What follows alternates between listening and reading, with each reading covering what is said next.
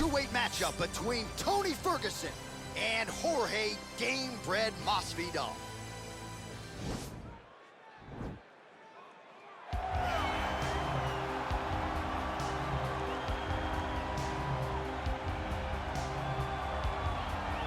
All right, here he is, Jorge Gamebred Masvidal, longtime representative of American Top Team. You know how happy it would make Dan Lambert if Masvidal could finally break through and win a UFC championship. He's as close to that level as he's been in his UFC career. As he's ever been. He's finally on the cusp of earning what so many people have hoped for him. But that doesn't happen by accident. The reason he's this close now is because of the commitment that he has made to mixed martial arts, commitment that he has made to evolving his game, going up to 170 pounds, and also using everything that he has in order to get to where he wants to be. Before, there might have been distractions. Now, Jorge Masvidal is solely focused on becoming a UFC champion. Left his family to go compete in a reality show outside of the United States, gave him a lot of focus and direction, and he has put all of that to good use here in the UFC.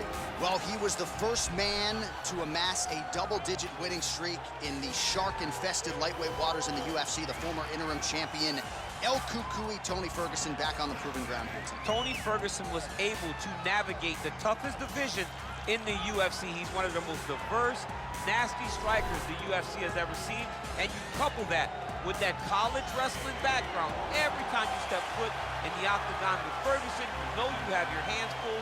One of the most exciting fighters the UFC has ever seen. He is an 8-point striker, outstanding submission game, has a lot of good chokes in his arsenal. He'll lean on that Darce choke, has a pretty good triangle as well. Watch that low signal. I'm telling you, Tony Ferguson ready to prove yet again that he is one of, if not the best lightweight on planet Earth.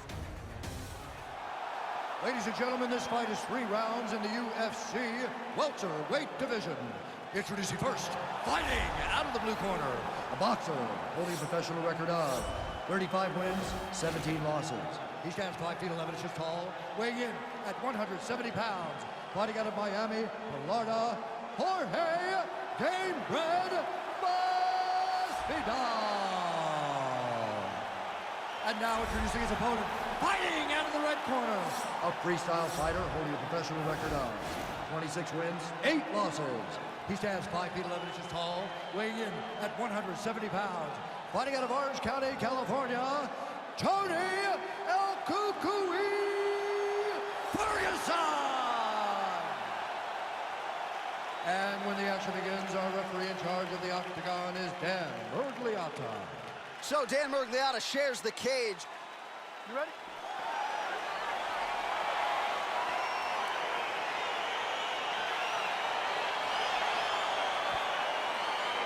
All right, here we are at Honda Center in Anaheim, California, and every time I walk into this venue, I can't help but think back to UFC 157, 2013. The night women were finally welcomed in. Oh!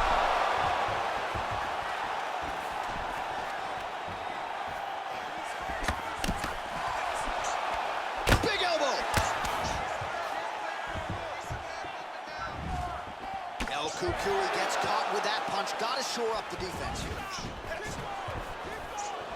Oh, how about the head movement? Slips his head off the center line and then rips back.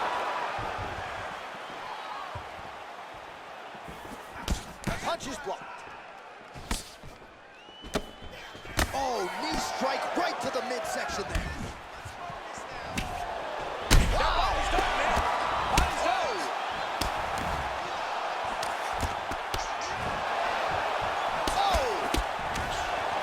Certainly getting after it early.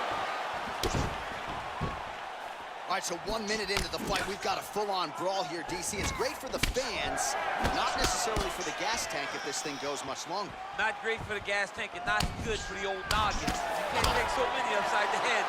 Somebody's going to sleep. Oh, single collar tie here. And just inches away from landing one of those big right hands. So just over 20 total strikes have now landed for Jorge Masvidal. That one snuck in. Nice strike. All right, so the hands were working well. Now Masvidal choosing to kick and finding success in that world, too.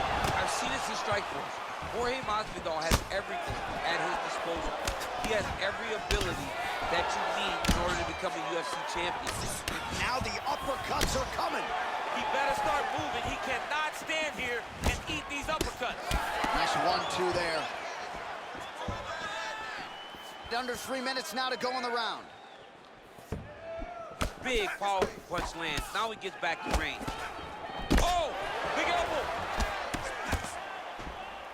Oh, nice connection by him there with the right hand.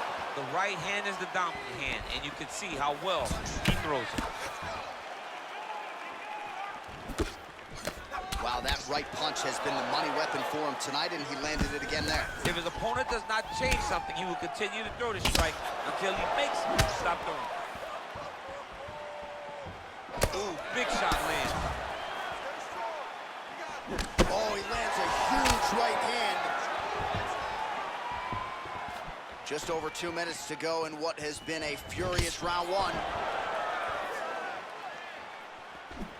Well, that left hand has been there at times, not on that attempt.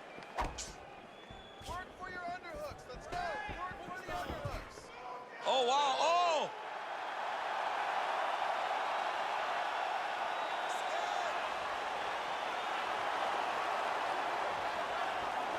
And this might just be a matter of time. Oh, he might have got him with a choke. And there it is! He got him! Yeah, great job executing the submission in that fight. Really strong work. You can see the years of repetitions in the gym to set it up and ultimately get the tap there. Great technique to set up the finish. All right, let's take a look back at the replay as he gets it done by submission tonight, champ. He does a great job of staying patient. He doesn't rush or panic. You are never safe when you're fighting this guy. You're in a lot of trouble. You're in a lot of trouble the entire time when you're this good in the submissions.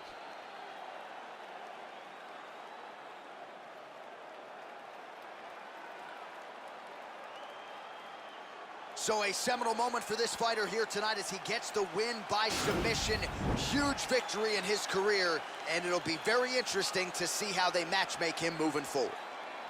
Ladies and gentlemen, referee Dan Mergliante has called a stop to this contest at 3 minutes, 24 seconds in the very first round. Declaring the winner by tap out due to a guillotine choke, Tony Ferguson! All right, so what a performance by this young man here tonight as he gets the win by way of submission.